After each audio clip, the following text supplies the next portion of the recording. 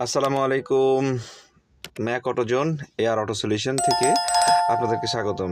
আমি ইঞ্জিনিয়ার রিয়াদ আরিফিন বলছিলাম। তো আজকে এটি নোহা স্কোয়ার হাইব্রিডের ব্রেক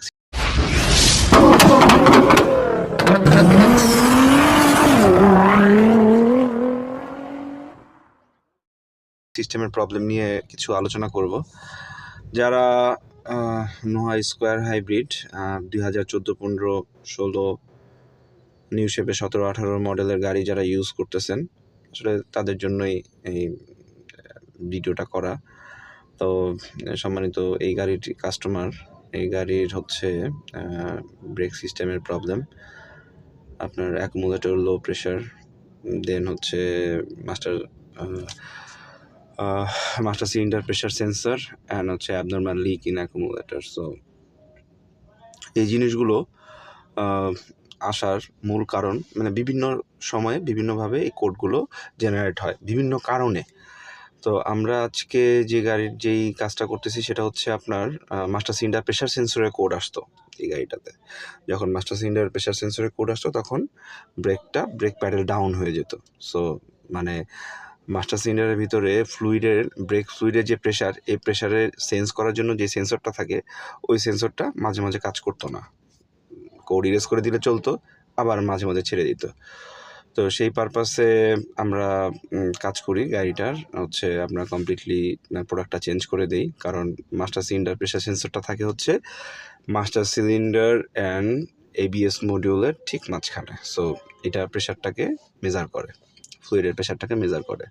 কারণ এবিএস মডিউলের মাধ্যমে 4 চাকাতে কী পরিমাণ, কোন চাকা লক করবে, কোন চাকায় কী পরিমাণ ব্রেক হবে, সো সেটা নির্ভর করে স্কিড কন্ট্রোল ইসিউর মাধ্যমে এবিএস মডিউলটা। সো প্রেশার সুইচটা থাকে হচ্ছে ওখানে। তো ওখান থেকে হচ্ছে ব্রেক ফ্লুইডের প্রেশারটা কন্ট্রোল করে। তো এই জিনিসগুলো আসলে আমরা কাজ বিভিন্নভাবে করা যায়। কেউ রিপেয়ার করে, বাট আসলে আমরা মনে করি যে আসলে কমপ্লিট প্রোডাক্ট লাগানোই বেটার। রিপেয়ার করলে অনেক সময় ভালো চলে, অনেক সময় চলে না। এটা মালের উপর ডিপেন্ড করে কী কোয়ালিটির মাল লাগাচ্ছেন আর আপডেট মাল লাগাচ্ছেন কিনা। এখন ধরেন যদি আপনার গাড়ি 14 মডেল, আপনি গাড়িতে মাল লাগাইতে হলে আপনাকে অবশ্যই রিকন্ডিশন মাল লাগাইলে আপনাকে নিউ শেপের মাল, ধরেন 20-এর মডেল মাল লাগাইলে আপনি আবার দীর্ঘদিন গাড়িটা ভালো চালাইতে পারবেন। তো সেই পার্সপেক্টিভের থেকেই আসলে ওইভাবে মাল দেখে দেখে কাজ করা। আমাদের কাছে প্রচুর পরিমাণে মালের সাপোর্ট আছে। আপনারা যারা এই ধরনের প্রবলেম ফেস করতেছেন বা এই ধরনের প্রবলেম নিয়ে গাড়ি চালাচ্ছেন, আসলে ব্রেকের প্রবলেম নিয়ে এইসব গাড়ি চালানোটা খুব রিস্ক। কারণ ব্রেক হয় না বা ব্রেক হার্ড হয়ে যায়, বিভিন্ন ধরনের প্রবলেম হয়, অ্যাক্সিডেন্ট হওয়ার সম্ভাবনা থাকে। তারপরে হচ্ছে হাইব্রিডের রিজেনারেটিভ ব্রেকিং সিস্টেমটা কাজ করে না প্রপারলি। সো এই জিনিসগুলো আসলে আমাদের দেখতে হবে এবং হচ্ছে গিয়ে ওইভাবে কাজ করতে হবে। আর আরেকটা মজার ব্যাপার হচ্ছে যে যারা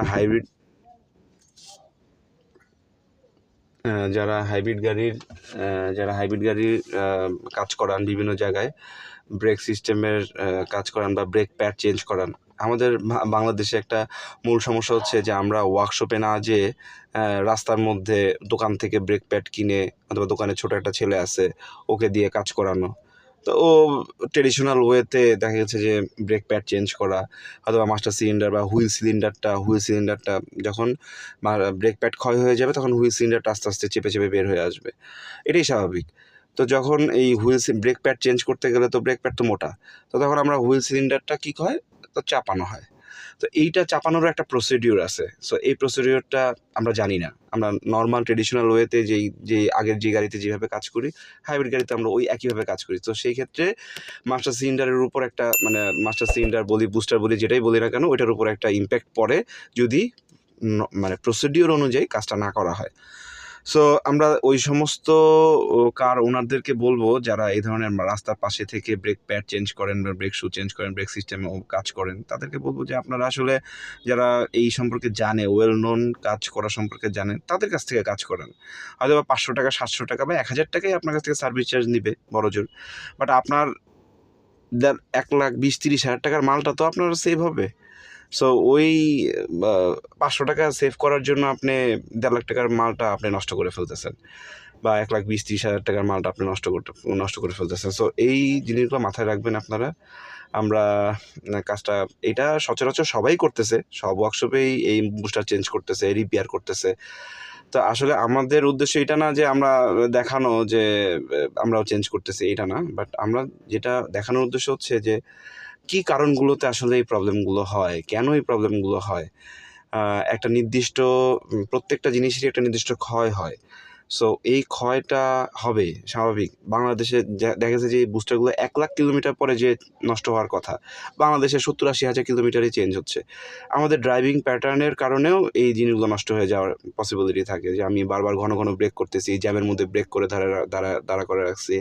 আসলে আমার নিয়ম হচ্ছে যত কম ব্রেক প্রেস করা যায়, আপনার জ্যামে আছি, ড্রাইভে না দিয়ে পার্কিংয়ে দিয়ে বসে থাকলাম। যখন গাড়ি ছাড়লো তখন আমি আবার গাড়ি চালাইলাম।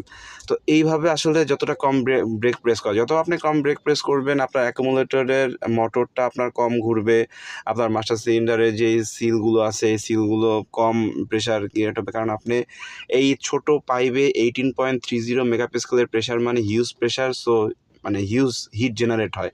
সো সিলগুলো নষ্ট হয়ে যায় তখন ওইখানে। তো আপনি যদি কন্টিনিউয়াসলি ব্রেক প্রেস করে রাখেন তাহলে আপনার কি 18.30 মেগাপাস্কেলের প্রেশারে আপনার ওই ছোট পাইপে প্রেশার হয়ে থাকে। তো ওই প্রেশারে মানে প্রচুর হিট ক্রিয়েট হয়। অত ছোট পাইপ দিয়ে এত বেশি প্রেশারে হিট ক্রিয়েট হয়, তখন সিলগুলো নষ্ট হয়ে যায়। তো সিলগুলো নষ্ট হয়ে গেলে এই সিল তো আর রিপেয়ার করা যায় না বা এই সিল লাগানোও যায় না। তো আমরা এই জিনিসগুলোই আসলে আপনাকে বোঝানোর জন্যই বলা কথাগুলো। তো আজকের ভিডিওটা একটু স্পেশালি আমি অনেক কথা বললাম আপনাদেরকে।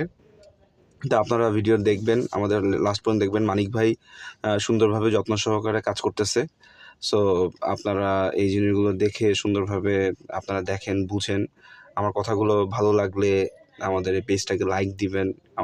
যদি আপনাদের হাইব্রিড গাড়ি থাকে আমাদের ওয়ার্কশপে আসবেন, গাড়িটা ইন্সপেকশন করায় নিয়ে যাবেন। আমাদের এখানে আসলে যে কাজ করাইতে হবে তাও না, ইন্সপেকশন করালে যে আমাদেরকে একেবারে না বানার মতো অনেক টাকা চার্জ দিতে হবে এরকমও না। চার্জ মানে আপনারা নিয়ে গেলেন, আমাদের সাথে একটা পরিচিত হয়ে গেলেন, কথা বললেন। কাজ করাবেন না করাবেন সেটা আপনাদের ব্যাপার।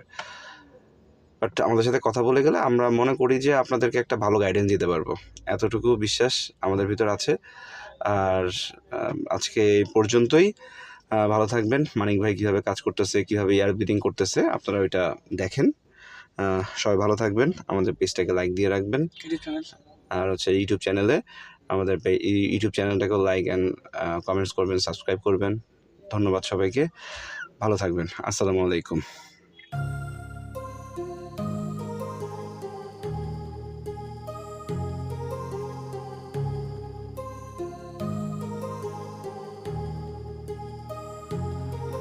My heart rages around like an ocean in my head, because there are so many things that I left unsaid.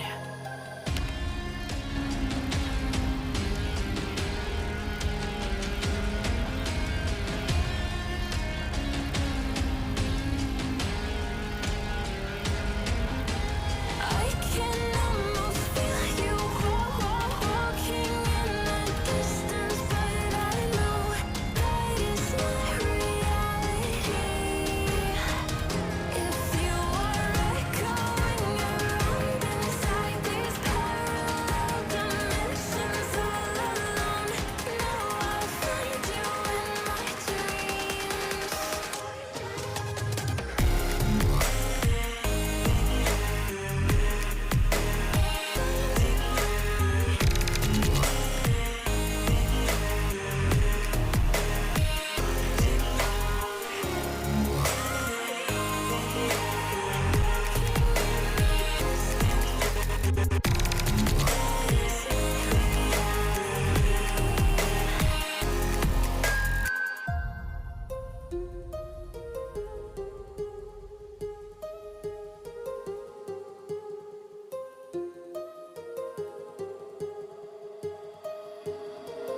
My heart rages around like an ocean in my head.